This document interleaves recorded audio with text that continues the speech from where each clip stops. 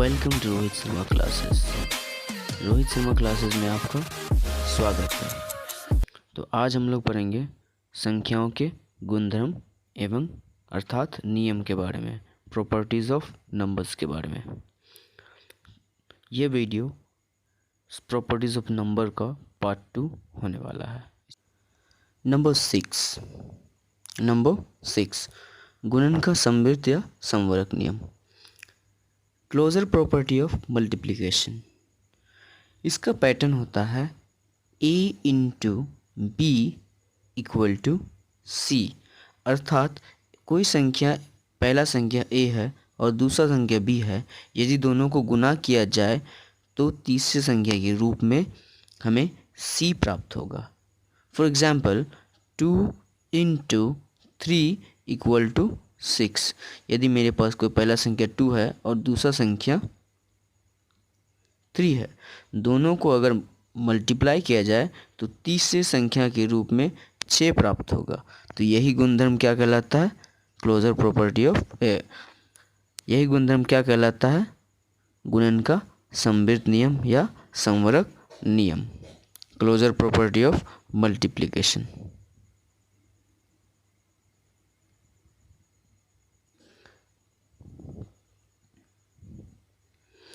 For example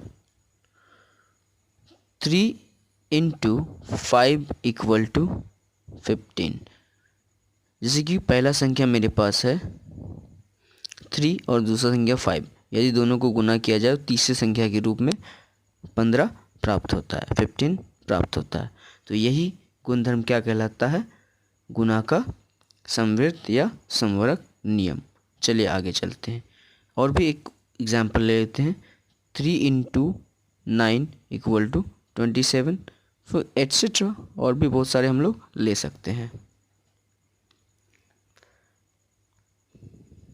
number 7 में गुना का क्रम विनिमय, कम्यूटेटिव प्रॉपर्टी ऑफ मल्टीप्लिकेशन।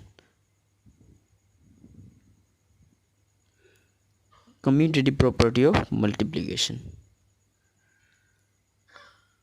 इसका pattern a into B equal to B into A होता है।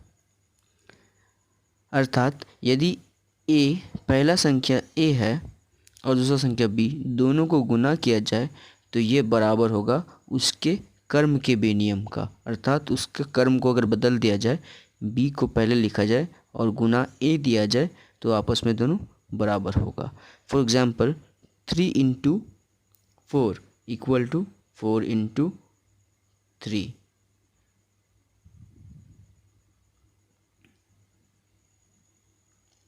For example 2 into 3 equal to 3 into 2,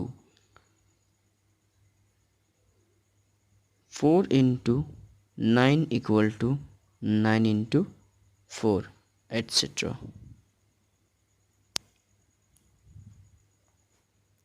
number 8 गुना का सहचर नियम, एसोसिएटिव प्रॉपर्टी ऑफ मल्टीप्लिकेशन।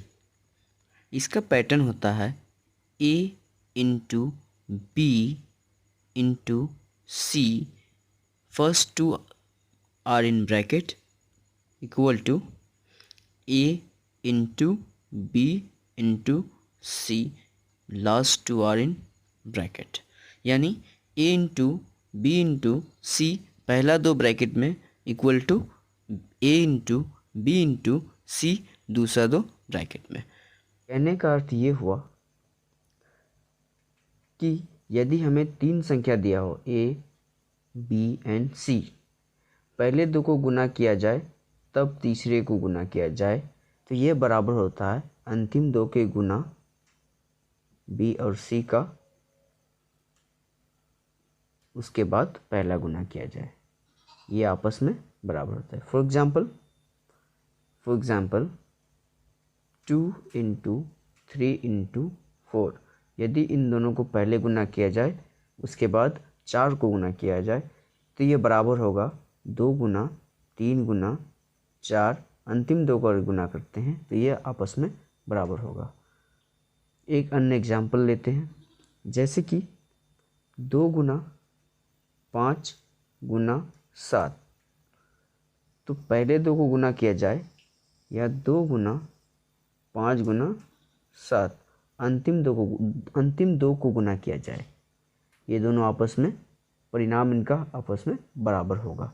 यही प्रॉपर्टी क्या कहलाता है? Associative property of multiplication. जैसे कि 5 गुना 3 गुना 4 बराबर पहला 2 ब्रैकेट में और 5 गुना 3 गुना 4 अंतिम 2 ब्रैकेट में। तो यही नियम क्या कहलाता है? Associative property of multiplication. For example 2 into 5 into 7 equal to 2 into 5 into 7। शुरू 2 को अगर गुना किया जाए या अंत के 2 को गुना किया जाए तो परिणाम समान होता है। इसी गुणधर्म को गुणा का सहचर नियम अर्थात एसोसिएटिव प्रॉपर्टी ऑफ मल्टीप्लिकेशन कहा जाता है। नंबर 9, गुणा का गुणन तत्समक। नंबर 9, गुणन तत्समक, मल्टीप्लिकेटिव आइडेंटिटी। ये नियम कहता है यदि कोई संख्या है a, इसका पैटर्न होता है यदि कोई संख्या है a को किसी संख्या से गुना करके आइडेंटिटी लाया जाए, तत्समक लाया जाए, अर्थात a ही लाया जाए, अर्थात a को 1 से गुना करके, तो यही नियम गुणन तत्समक कहलाता है, मल्टीप्लिकेटिव आइडेंटिटी कहलाता है। फॉर एग्ज़ाम्पल मेरे पास 10 है तो इसको 1 से गुना करेंगे तो 10 प्राप्त हो जाएगा। मेरे पास एग्जाम्पल के लिए मेरे पास 90 है तो इससे हम कितना से गुना करेंगे कि 90 प्राप्त हो जाएगा, तो 1 से। यही नियम क्या कहलाता है? गुणा का तत्समक कहलाता है। नंबर 10 गुणन प्रतिलोम, मल्टीप्लिकेटिव इन्वर्स।